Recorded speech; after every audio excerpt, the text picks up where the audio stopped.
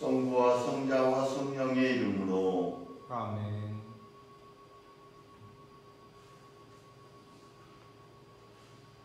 반갑습니다. 사도 요한은 하나님은 빛이시고 하나님께는 어둠이 전혀 없다고 선포합니다. 그렇습니다. 하나님께는 결코 어둠도 어둠이 아닌 것은 어둠마저도 혹은 어둠 속에서도 빛을 빚어내시는 분, 우리가 여러 가지로 부족함이 많고 그 부족함 속에서 실수와 잘못을 하고 죄를 지을지라도 하나님은 그것마저도 협력하여 선으로 이끌어 가시는 하나님이시라는 것이죠. 우리의 어둠까지도 그 어둠 속에서도 빛을 빚어내시는 분입니다. 하지만 우리는 빛과 어둠을 동시에 간직하고 있는 사람들입니다. 인간은 흑과 영 혹은 빛과 어둠으로 빚어진 존재이기 때문에 그렇습니다. 그러나 우리 안에서 번번이 주인 행세를 하는 것은 빛이 아니라 어둠이라는 것이죠. 사도 바울은 그래서 나는 해야겠다고 생각하는 선은 행하지 못하고 하지 않아야 되겠다고 생각하는 악이 밖으로 번번이 드러난다라고 고백을 합니다. 이것이 실제 우리의 모습들이죠. 마음으로는 여러 가지 굳은 결심도 하고 열정을 살아오겠다고 다짐을 해보지만 실제 드러나는 것은 번번이 드러나는 것은 원하지 않는 어둠들이 드러나고 악한 행신들이 우리 삶의 모습 속에서 많이 드러나게 됩니다.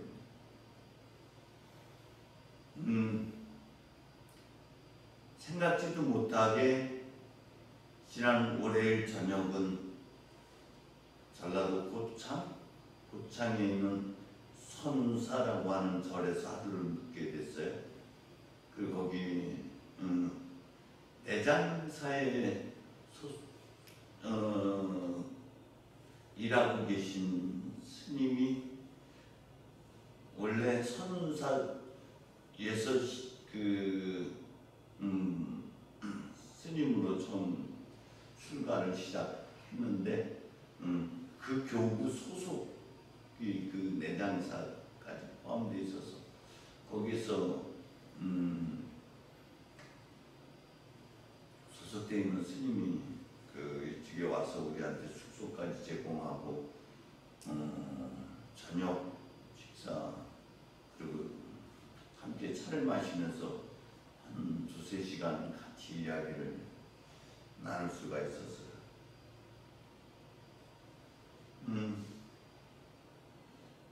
참 많은 부분 공감하고 저에게 있어서는 상당한 도전을 가져다 준 그런 시간들이었습니다. 언제 이런 새벽에는 일어나서 산책을 할 수 있는 좋은 시간이었고 산책을 하면서 계속 저를 돌아볼 수 있는 그런 시간들이었습니다. 월요일날 저에게 주어져 있는 주제는 내가 나를 지키지 못하고 있다라는 것이었어요. 나한테 참 착한 목자가 아니라 나는 나 자신에게 참 못된 목자였구나. 그것이 저의 하루 주제였습니다. 어제의 주제는 하나님께 항의성, 불만을 토해내는 그런 하루였던 것 같아요. 언제까지 이렇게 마음을 불안하게 할 것이냐. 당신이심을 확실하게 보여줘라. 뭐 이런 것과의 싸움이었던 것 같습니다. 참 이게 제가 아직도 풀어내지 못한 숙제라는 것이죠. 2년 전, 한 2, 3년 된 것 같아요. 2, 3년 전에부터 저에게 들어온 게 열리지 혹은 열리목들이었어요. 근데 그게 계속 눈에 들어오고 있다는 것은 아직까지 내가 그것이 주고 있는 메시지를 실천해내지 못하고 있다. 그것을 내 아직 몸만으로 머리로서는 알아차렸을지언정 몸으로 흡수하지 못하고 몸으로 받아들이지 못한 상태라는 것이죠. 그래서 여전히 그게 뭘까? 나는 왜 아직도 저 열리지 혹은 열리목을 통해서 나에게 주는 메시지를 내 몸 안으로 받아들이지 못하는 게 뭘까? 근데 여전히 제가 어떤 상황, 어떤 것들을 경험할 때 그 보고 듣고 경험되어진 모든 것들을 가슴으로 받아들이기보다는 그걸 머리로 분석하고 이해하려고 할 때가 너무 많다는 거예요.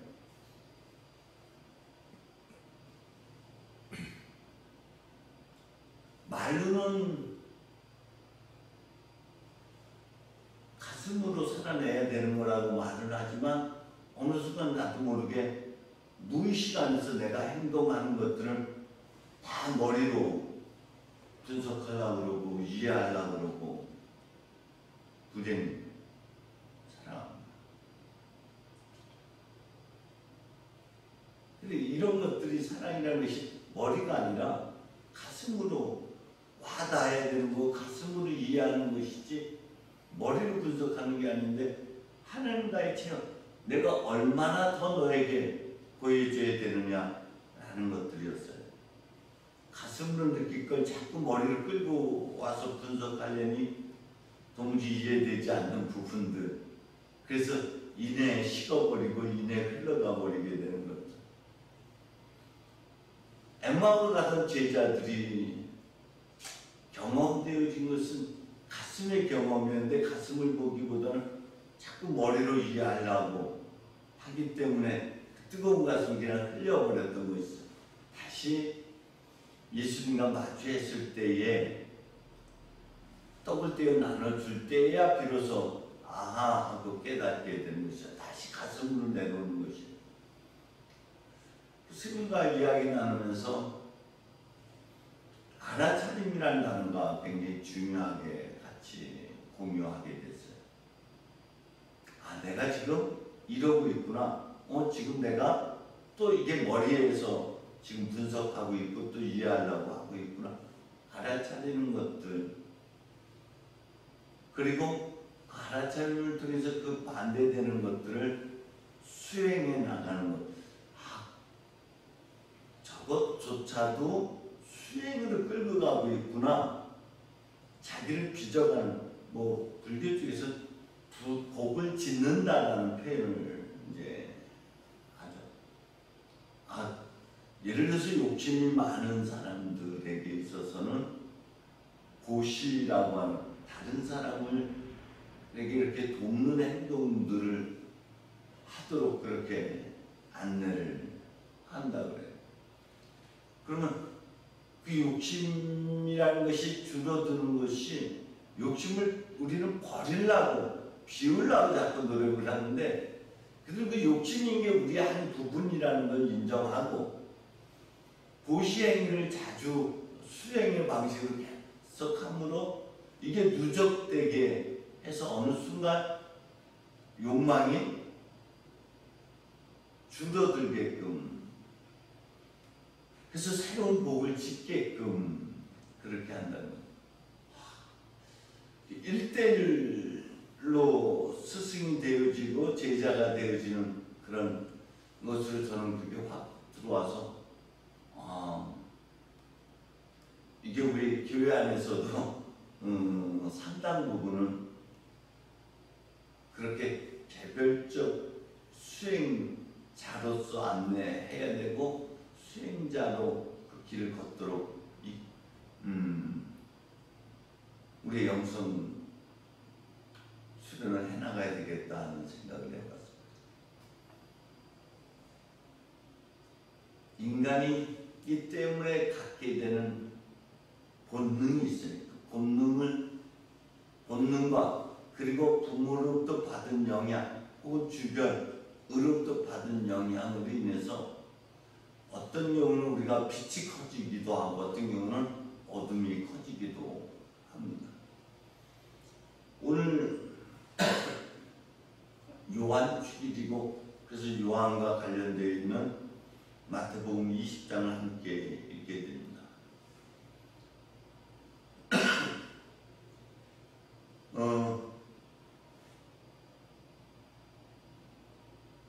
두 아들이 야고보와 요한이 어머니를 앞세우고 예수님께 왔는지 아니면 아직도 어머니의 영향이 커가지고 어머니가 아들을 끌고 왔는지 명확하지는 않지만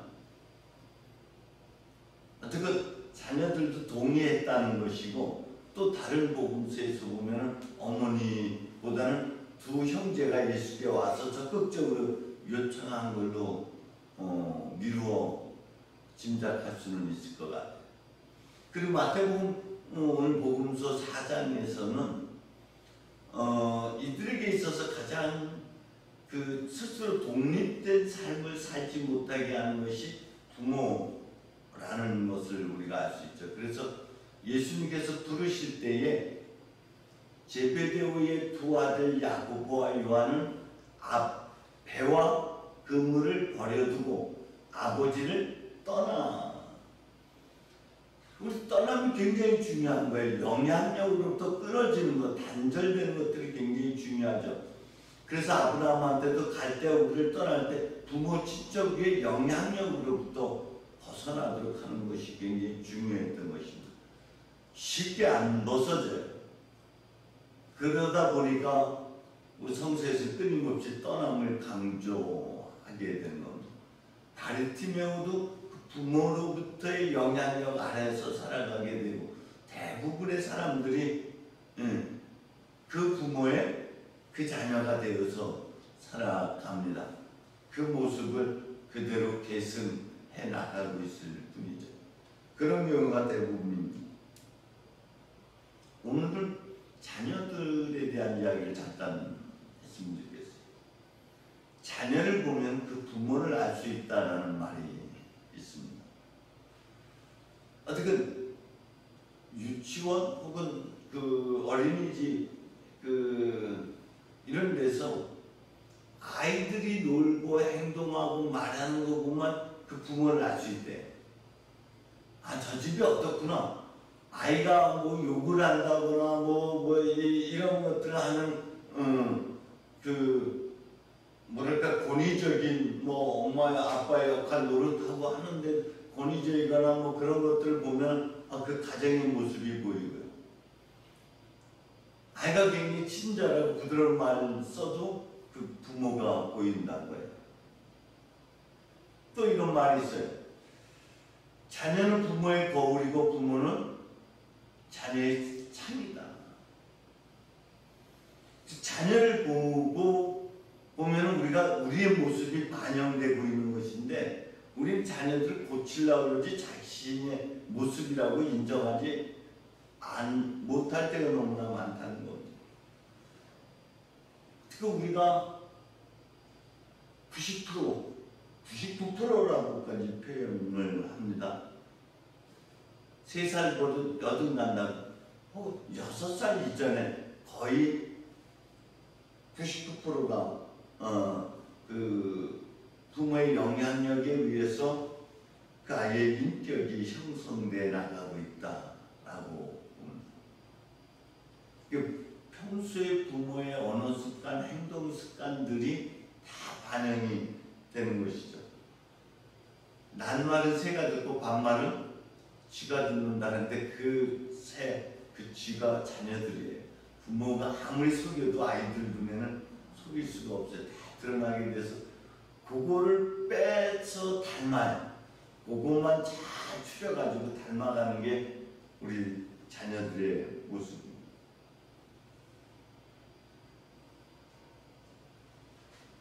우리 그 자녀들이 엄마로부터 90%의 유전적 인자에 의해서 지능이 형성이 되고 아빠로부터는 90% 이상이 재능을 형성해 나간다고 해요. 그래서 부처님이 노래를 잘하는 건 누구의 영향이다? 아버지로부터의 영향인 것이죠. 재능은 그렇다고 그래요. 근데 우리 부모들은 자녀들에게 말로써 뭐 하지 마라 훈육한 걸 가지고 교육을 시켰다라고 생각하는데 그건 아니다. 평상시 어떤 옷을 입느냐, 어떻게 행동하느냐, 어떻게 밥 먹느냐, 어떻게 말하느냐가 사실 자녀에게 다 영향력을 준다고 해요. 또 어떤 책을 읽고 있느냐, 어떻게 웃고 있느냐, 다른 사람을 어떻게 대하고 있느냐가 다 교과서가 되는 거예요. 그렇다면 지금 이제 야고보와 요한이 누구를 닮았겠어요? 제베데오야? 제베데오와 그의 아내의 영향을 닮았고, 그 엄마도 그 아버지도 분명히 그 성공지향적인 사람이었던 것이고, 이 두 사람 역시 그 부모로부터 영향을 받았기 때문에 성공지향적인 삶을 살아가게 되죠. 자녀들의 변화의 모습은 부모의 변화에 영향을 받게 돼요. 그래서 자녀가 40이든 50이 되었든 그 부모가 60이든 70이든 80이든 그 부모의 변화에 따라서 자녀들이 바뀌어집니다. 그렇기 때문에 우리 자녀들이 잘 되기를 바라고 원한다면 그야말로 불교적 표현으로 하면 복을 짓는다. 지금 내가 수행자로서의 삶으로 개혁해 나가지 않으면 우리 자녀들에게 좋은 영향력을 미칠 수가 없어요. 변화되었을 때 내가 수행자로서 수도자로서의 영성을 우리가 회복해 나갈 때 자녀들에게는 아주 좋은 복을 가져다주는 그런 은혜가 됩니다. 어쨌든 우리 그 야고보 혹은 요한 형제는 그 부모의 변화의 여정이 분명히 있었다. 왜냐하면 아주 급했던 불같은 성격을 가졌던 것이 야고보와 요한이었습니다. 그런데 그가 사랑의 사도로 되어지는 것 여정이 있었으면 분명히 그 여정 속에서 끊임없이 자기 갱신과 쇄신의 역사가 있었던 것이고, 그리스도이신 예수를 스승으로 삼았던 그들에게는 그를 거울 삼아서 끊임없이 자기 개혁의 변혁의 역사가 있었다라는 것이죠. 이는 그 부모 또한 함께 노력했다라는 것을 우리가 엿볼 수가 있습니다. 오늘 하루는 우리 자신이 갖고 있는 빛과 어둠을 다시 한번 성찰해 가면서 우리의 어둠을 빛으로 변화시켜 나가는 그런 하루가 되셨으면 좋겠습니다. 내가 바뀌어야지 세상이 바뀌고, 내가 바뀌어야지 우리 자녀가 바뀐다는 사실을 기억하셨으면 좋겠습니다. 성부와 성자와 성령의 이름으로 아멘.